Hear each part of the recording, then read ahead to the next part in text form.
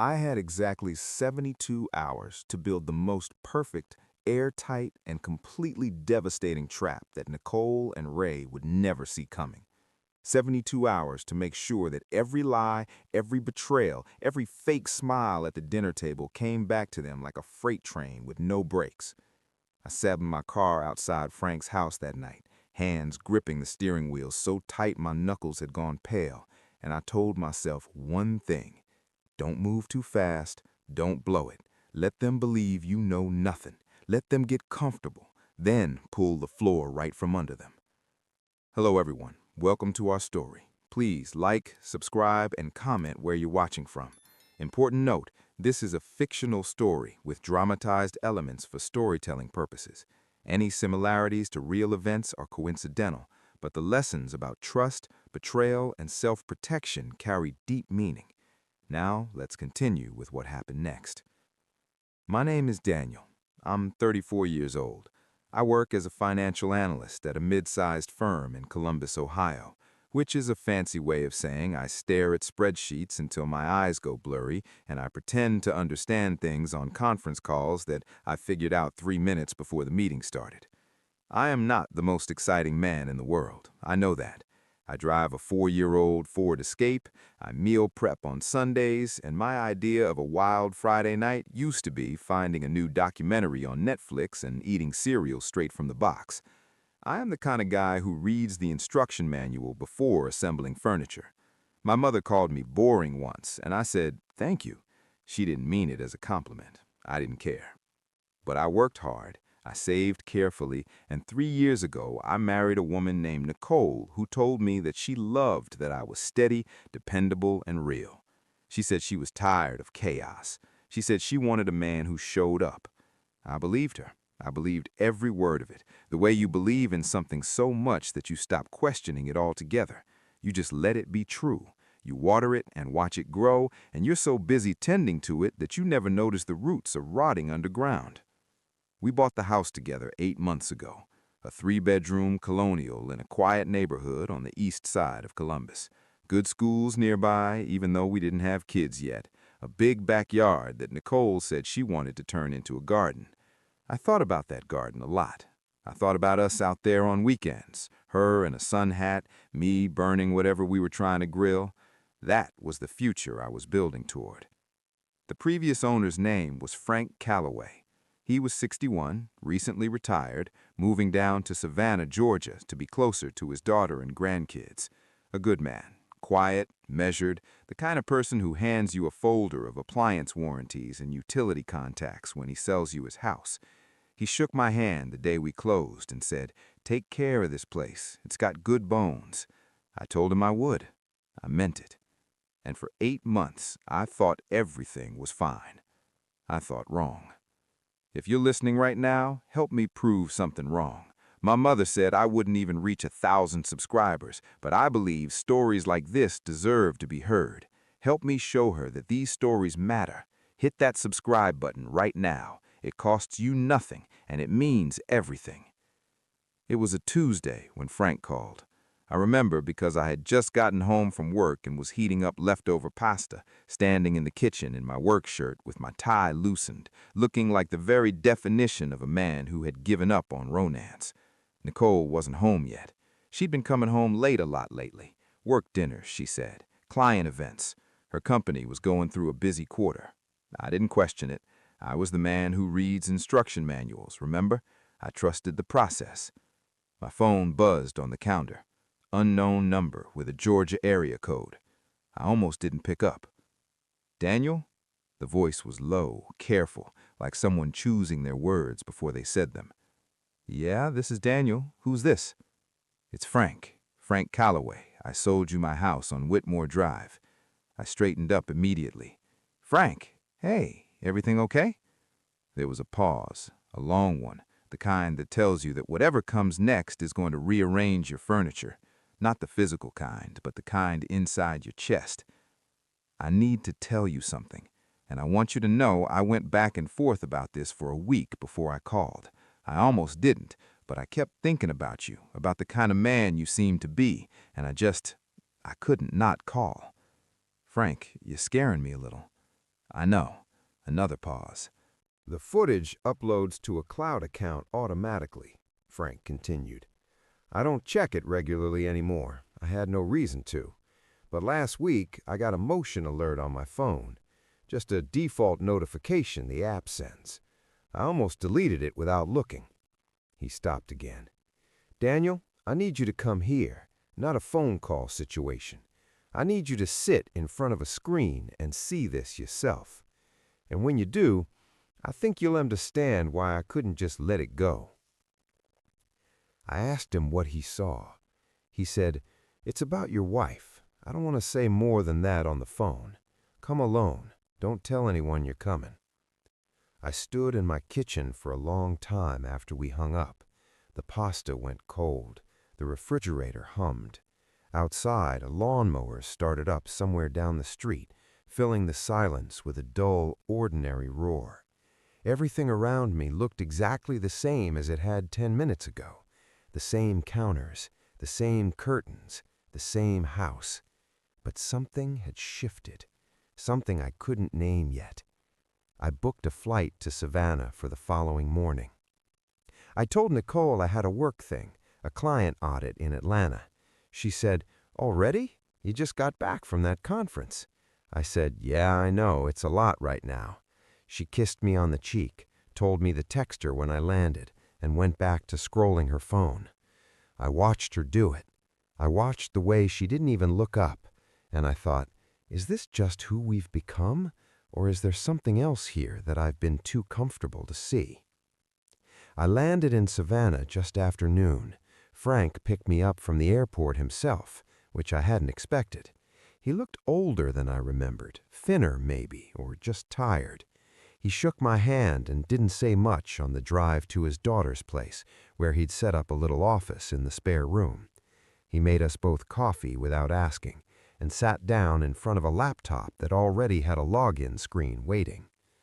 "Before I show you," he said, "I want you to know that I considered deleting it, pretending I never saw it.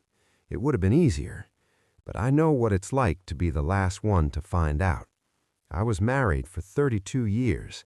My ex-wife, God bless her dramatic soul, waited until our youngest was in college to tell me she'd been seeing someone else for 6 years. He shook his head slowly. 6 years, Daniel. I would have wanted someone to tell me.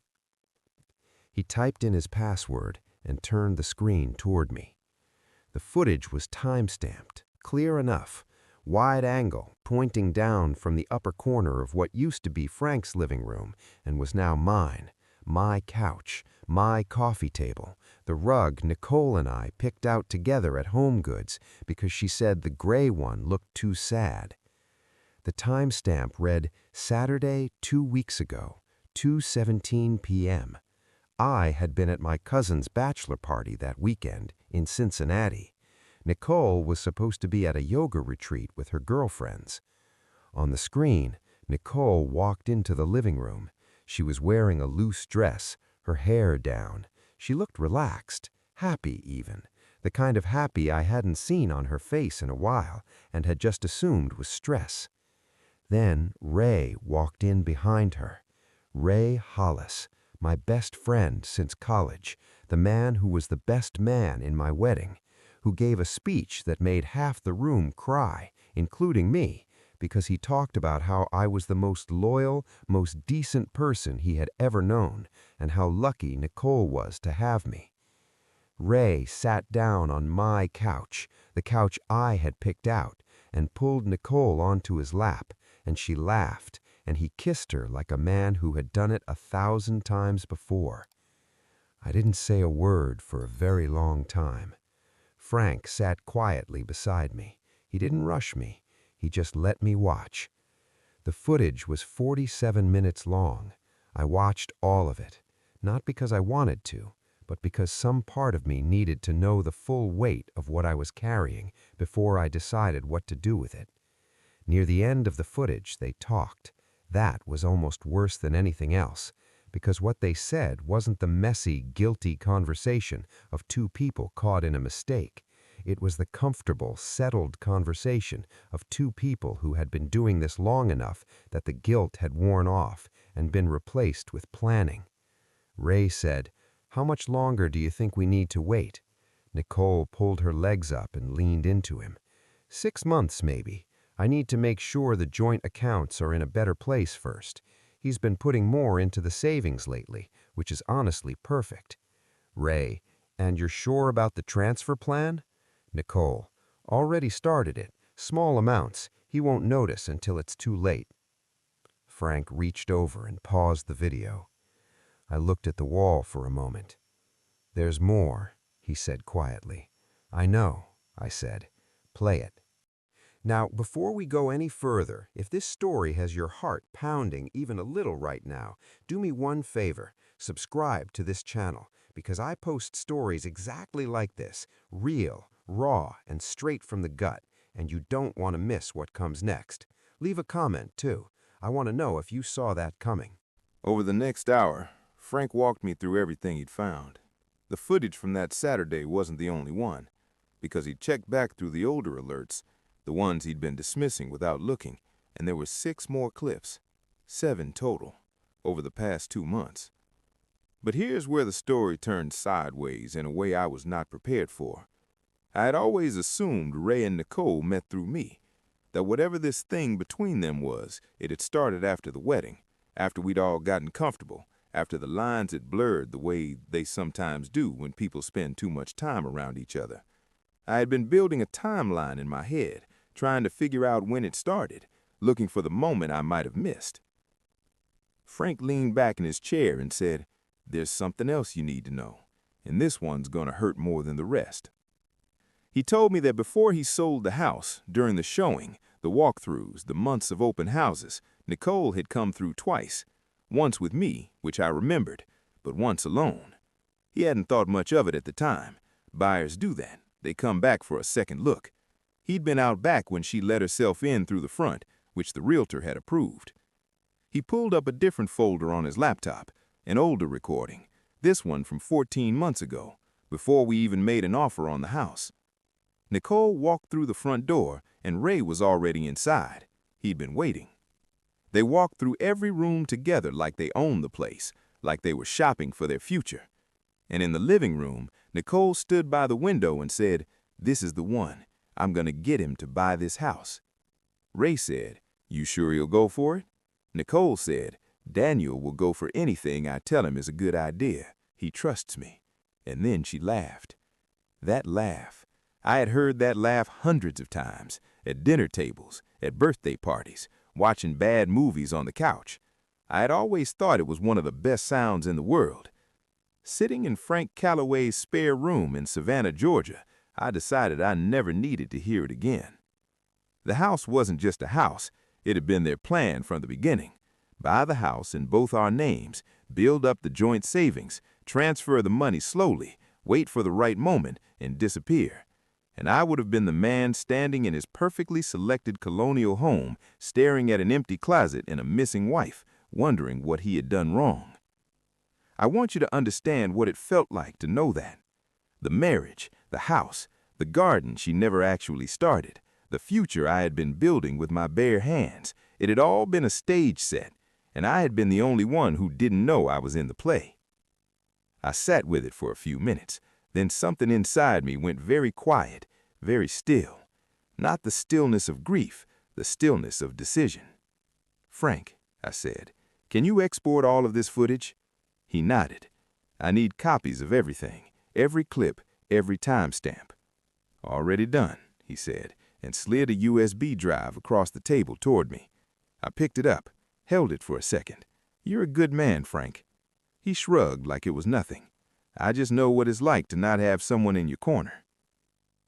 I flew back to Columbus that evening. Nicole texted me at 6 p.m. asking if I'd landed safely. I told her yes, all good, the audit was fine, I'd be home Thursday. She sent back a heart emoji. I stared at that little red heart for a long time. Then I put my phone away and started making calls. The first call was to my attorney, a woman named Patricia Greer, who I had used once before when a business contract went sideways, and who I had always quietly thought was the kind of lawyer that opposing counsel had nightmares about. I left her a voicemail that said, "I need to talk to you first thing tomorrow, It's urgent. Bring everything you know about marital asset protection and evidence admissibility. The second call was to my bank. I asked about the process for reviewing recent transfer activity on our joint accounts. The woman on the phone was helpful but cautious. I said the right words, the kinds of words financial professionals recognize, and by the end of the call, I had an appointment with a fraud specialist for the following day. The third thing I did wasn't a call. I drove to a hardware store and bought 2 small wireless cameras, not because I needed more evidence, I had plenty, but because I wanted to be sure that when I pulled the trigger on this thing, every door was locked and every window was sealed. Nobody was walking away from this. Over the next 3 days, I built the trap the way I build everything, methodically, quietly, and without a single wasted move. I found out from the bank that Nicole had been making transfers to an account I didn't recognize, small ones, 200 here, 300 there. Over 8 months, it added up to just under $14,000. Neat, patient, careful. She had done her homework, I'll give her that. She was smarter than I had given her credit for. Unfortunately for her, so was I. Patricia filed an emergency petition to freeze the joint accounts pending financial misconduct proceedings. She did it so fast and so cleanly that Nicole wouldn't see it until she tried to access the money. I also found out through Patricia that Ray had recently quit his job 2 weeks ago, quietly, telling people he was going freelance. Interesting timing, almost like a man who was getting ready to go somewhere and didn't want to leave a paper trail. I moved through those 72 hours like a man who had found a calm he didn't know he was capable of. People who know me would have been surprised. I'm the pasta reheating, instruction manual reading, Ford Escape driving man. I don't do dramatic. I don't do revenge plots. Except, apparently, when I do. This is the part of the story that I want you to be present for. So, if you've been listening while driving, or doing dishes, or lying in bed pretending you'll go to sleep soon, stop for a second, because this is where it all comes together. And if you haven't subscribed yet, now is the time. This channel is built for stories exactly like this one, and I don't want you missing the next one. Hit subscribe, leave a comment, tell me if you would have done what Daniel did next. On Thursday evening, I came home. Nicole was in the kitchen making dinner. She had her hair up and was wearing an apron, and the whole scene looked so impossibly normal that for a half-second I felt the dull ache of wishing things were different. That's the cruel thing about betrayal. The person who broke you can still look exactly like the person you loved. The face doesn't change. The voice doesn't change. You have to remind yourself that what you're looking at is a carefully constructed performance, not a person. "Hey, you," she said, turning from the stove with a smile. "How was the trip?" "Good," I said. "Long." "I made your favorite, chicken piccata." Of course she did. Chicken piccata. The woman was either completely guileless or operating at a level of audacity that would genuinely impress me under different circumstances. "That's sweet," I said. "Actually, I was thinking we could have people over this weekend. I haven't seen Ray in a while. You think he'd be free?" She didn't flinch. I want you to know that. She didn't even pause. She just said, "Oh, I'm sure he would. I'll text him." "Great," I said. I went upstairs, sat on the edge of the bed, and breathed. 2 more days. Saturday came like a countdown I'd been watching the whole week. Nicole had invited 4 couples from our social circle, plus Ray, who confirmed he was coming within 20 minutes of Nicole's text. I imagine he was delighted by the invitation. I imagine he felt very safe. I had spent Friday setting things up. Patricia was on standby. The USB drive was backed up in 3 separate places. I had printed screenshots of the bank transfers with account numbers highlighted.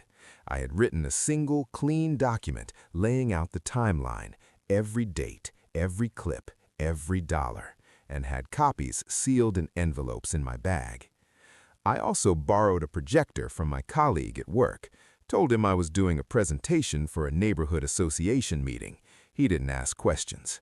The projector was now sitting on the bookshelf in the living room, pointed at the east wall.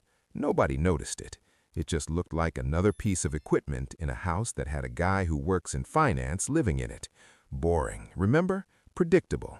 Nobody looks twice at the boring man's living room setup. Guests started arriving at 7. Wine was poured, music played at a low volume. Nicole was glowing, laughing, being the perfect hostess she always was in front of other people. Ray showed up at 7:15 with a bottle of wine and gave me a hug and said, "Man, it's been too long." I hugged him back. I clapped him on the shoulder. I said, "Yeah, way too long, buddy." I want you to picture his face. Now, picture mine. We ate dinner. I made small talk. I laughed at the right moments. I refilled glasses. I was, by every measure, the gracious, relaxed host. Nicole caught my eye from across the table once and smiled in that comfortable married way, the look that says, "We did a good job tonight." And I smiled back. "You're so close," I thought. "You are so, so close to the edge of this cliff, and you don't even see it."